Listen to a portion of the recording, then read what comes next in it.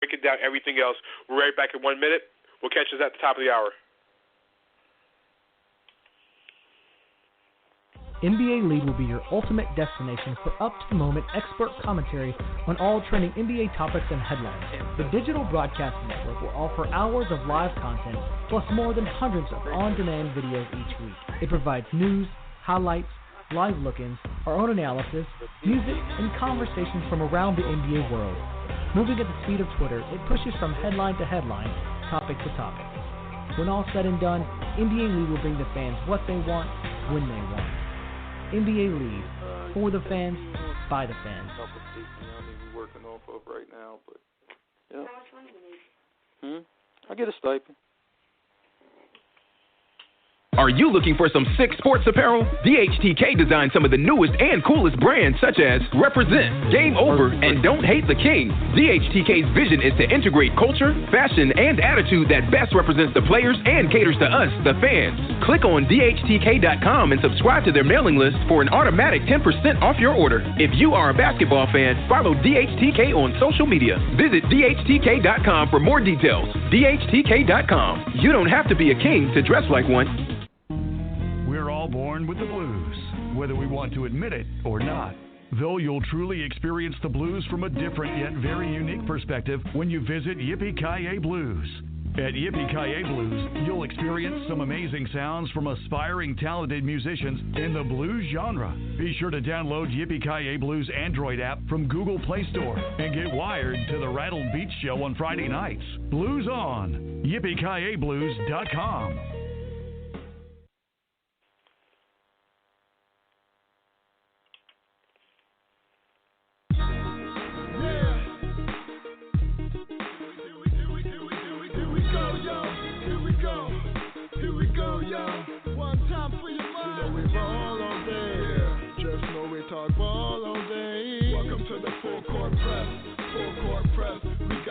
Thompson on the mic, so just chill with the sound. Ball all day, yeah. Just know we talk ball all day. Welcome to the full court press, full court press. We got Danny Thompson on the mic, so just chill with the sound.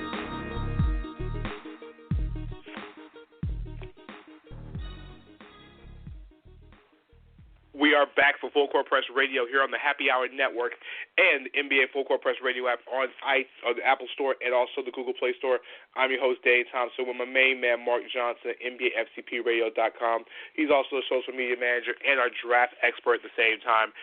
347-857-1947 is the number to check in with us tonight. If you missed the last half an hour, you have missed the first 5 teams that went over the draft. We talked Kings, Suns, Lakers, as well as the 76ers and the Boston Celtics. So we're going to get back into the draft. This is Marc's favorite time of year, so we're going to let Marc go on for the next about 7 to 8, 9 minutes before Harrison Wind of BSN will be on talking Denver Nuggets at about 10:13. Jason Patt of our good friends of today's Fast Break, and also he's the main guy for Chicago Bulls at 10:19. And our main man, Amar from SB Nation, all about the Jazz, will be on at 10:25 as we go to the bottom of the hour.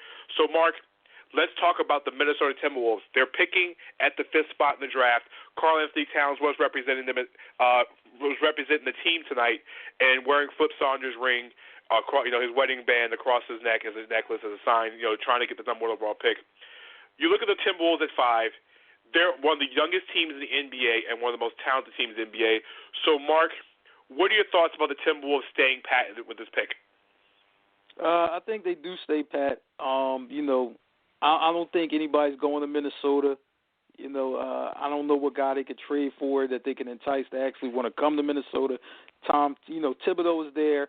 He's going to be able to whip those young guys into shape. Kevin Garnett's still on the team, and he has such a positive impact on Karl-Anthony Towns. I think that's one of the main reasons why he was Rookie of the Year, because he's light years better than he was at Kentucky. Also a good impact on Gorgui Dieng. So I think it's good for them. I think they should keep the pick. Now, you're picking at 5. Where do you think this team goes at 5? Shoot, they need outside shooting very badly. I think that's probably the number 1 concern of this team. Ethan Stern did mention this on an article on NBA FTP Radio about the Minnesota Timberwolves earlier about a month or two ago. He mentioned about, the Timberwolves are a lot better than what they should be, but their main issue is outside shooting, and last year they were 27th in the NBA in outside shooting. And if you look at this roster, they don't really have much of a shooter on this roster. So, in your opinion, who is the guy that they target with this pick? You got to go Buddy Hield. That has to be, the number one option on the draft board. If you're Minnesota picking right there, it has to be Buddy Hield. Now, a lot of people, for me, in the last mock draft I've done was Jamal Murray. Do you think that Yield's a better fit than Murray? Because I think, isn't Murray a better defender than Hield is? Thing is, though, Hield stretches the floor, and he's a guy, who can take a hard-nosed coach like a Tibbs. Tibbs, he coaches his guys hard. And not to say Murray can't, because Cal, coached him hard this year. But I like Hield better. He's a senior. He's more of a veteran presence. Even though he's going to be a rookie, he's a little older. He's going to understand things. I think he's going to pick up things a little bit quicker, under Tibbs' system. I like Hield over Murray, if both are on the board. Let's play hypothetical here. If the Timberwolves had the number 1 overall pick, can you imagine a front line that I think, Mark, you can correct me on this one, of Simmons or Ingram with Andrew Wiggins and Karl Anthony Towns being the youngest front line of the NBA? I think, wouldn't all of them be under 20 years old? Is that right? Yeah, for that would be an extremely young group. Tibbs will probably be going crazy some games, if you get, that type of youth happening. But, to me, I just think, you got to go, with a guy, who's kind of more battle-tested. But, intriguing, if they did have the number 1 pick. First and foremost, we'll give a good shout out to our good friends at DHTK. Don't hate the King. Game over 3-0. Our good friends that represent REP23NT. If you go to the NBA Full Court Press Radio app right now, if you're trying to figure out some of the hottest playoff gear, Mark and I actually have some of this gear. Mark has rocked it on Instagram and as well too. Check out DHTK. If you go on the actual app, Mark, and you go to the top of the app screen in the chat, you can click the button right then and there, and it'll take you straight to DHTK.com. You check out their clothes. Mark will tell you they got some great gear, especially if you're a Warriors fan with the game over GAME 30 OVER, and our good friends Don't Hate the King as well too. But I know right now, speaking of Don't Hate the King right now, this team is hating the King right now. That's the Toronto Raptors.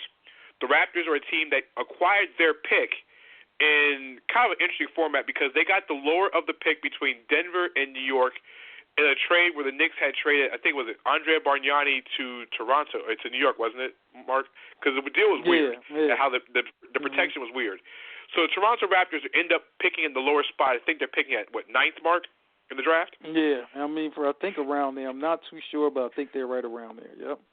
So they're the ninth. Actually, they are the 9th overall pick, and so a team that's actually playing in the Eastern Conference Finals right now, they're not looking towards the draft. But let's look ahead for them.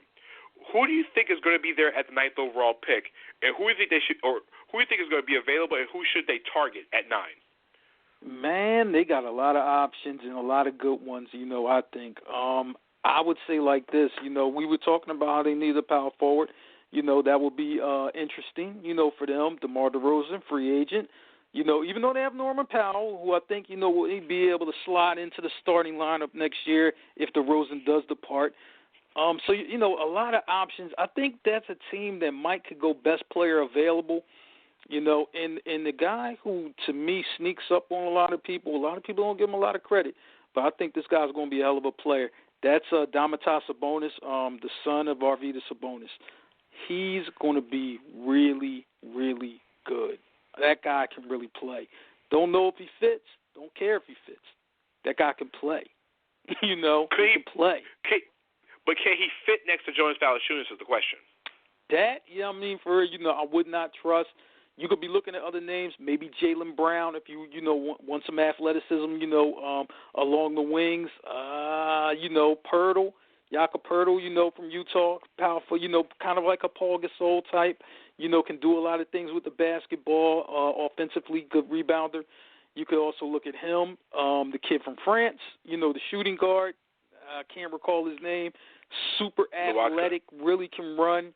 That's another guy you can look at. A lot of potential down there. Not very high on Henry Ellenson. I know a lot of people are like, man, he fits perfect. I'm high on Henry Ellenson, actually. Not great. I'm like, man, I remember, like just a year ago in high school, seen him play against Ivan Rabb, seen him play against Stonemaker and Ben Simmons. Pretty good, not too great, in those games. I think he's pretty good. I just think he's a little bit ahead of, people have him a little ahead of where he needs to be, and if Ivan was in this draft, I would certainly have him over, Henry Ellenson.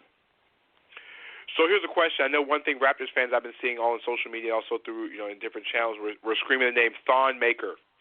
Do the Raptors take a chance on Thon Maker at number 9? And it would be a good chance. That would be a good gamble. A little bit high, but I like him. Talent-wise, this guy's, one of the best. My thing is that I don't know if he plays with the intensity that I like. And that worries me a little bit, that intensity factor. Offensively, he can do it all. Kind of a little bit lackadaisical, when it comes to the defensive end and really moving his feet. Needs to get a little bit stronger, but, talent-wise, you're not going to get a better player at number 9 talent-wise, because talent-wise he's as good, as any guy in the draft, talent-wise. But then you have to factor in the other things, and that's where you lose them. 347-857-1947 is the number to check in with myself and Marc Johnson here tonight. I gotta say, Harrison Wyndham from our good friends at BSN Denver will be on in about 2 minutes talking Denver Nuggets. But, Marc, if you're making the pick here, now you mentioned a whole bunch of names. If you had the wish list and you're taking at 9, think about the top 8 prospects you have. Who are you taking for the Raptors at number 9? Do you keep the pick or do you trade it in this situation? And then we'll figure out who you wish to take if you kept the pick.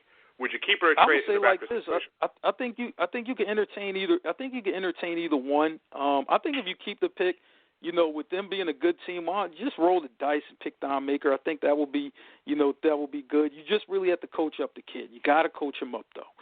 But talent-wise, he has all the tools in the world. Nice. 347-857-1947 is checking with me, Marc Johnson, and myself here on the show tonight. We're talking NBA draft. This is like the best time of year to talk the draft. Like I said, we just went over the Raptors and Timberwolves. For those who missed it, we already talked Kings, Suns, Celtics, Lakers, and also the Sixers as well, too. And the rest of the segment, Nuggets, Bulls, and Jazz will be up to the bottom of the hour. So, Marc, you watched the draft combine over the last couple of days, and there's a bunch of guys. Here's a question. We had 60-something guys show up to the draft combine, but it only seemed like 25 did workouts. Does the NBA need to do a better job real quickly on getting these guys to actually work out, or do you think it's just a dog and pony show? That's how it's always going to be. I think more guys need to play in the 5-on-5. Guys who were barely first-round picks, and I'm not. My agent, said it's a good idea that I shouldn't play. I was just like, you're barely a first-round pick. You need to go out there and play. You see guys like Malachi Richardson, Sheck Diallo, and they just really, really stood out, in the combine. DeAndre Bembry from St. Joe's in Philly, him also stood out, playing in the 5-on-5. I think they're going to move themselves into the first round, and that's what you're supposed to do. When you're borderline or you potentially second round, go ahead, play in that 5-on-5, see what happens. Exactly. There was a couple other names that, Marc, that I saw in the draft as well, too. A guy that impressed me was Wade Baldwin. From Vanderbilt. Could you give me, like I said, for me, when I saw the actual wingspan of this 6'2" point guard, when his wingspan is the size of an Escalade, does his wingspan match the talent, and can he be a defender with a 6'11" wingspan like that? Yeah, the thing is, he's kind of like one of these guys when they get recruited to college football and they're like an athlete, but they don't have any true position.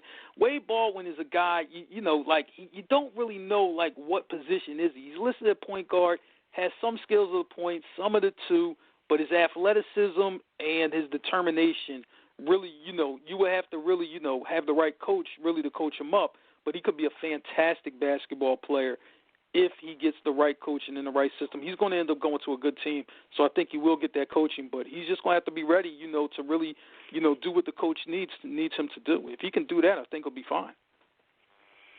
Here's another guy. So basically, let's look at the draft board on your major list. Who are the three guys that you see in the low part of the first round or part of the second round that can make just as much impact as the guys at the top of the draft boards? Man, well, you can start with Check Diallo. He's a guy, 6'9", I think 7'4", 7'5", wingspan, blocks everything. Probably is the best motor of any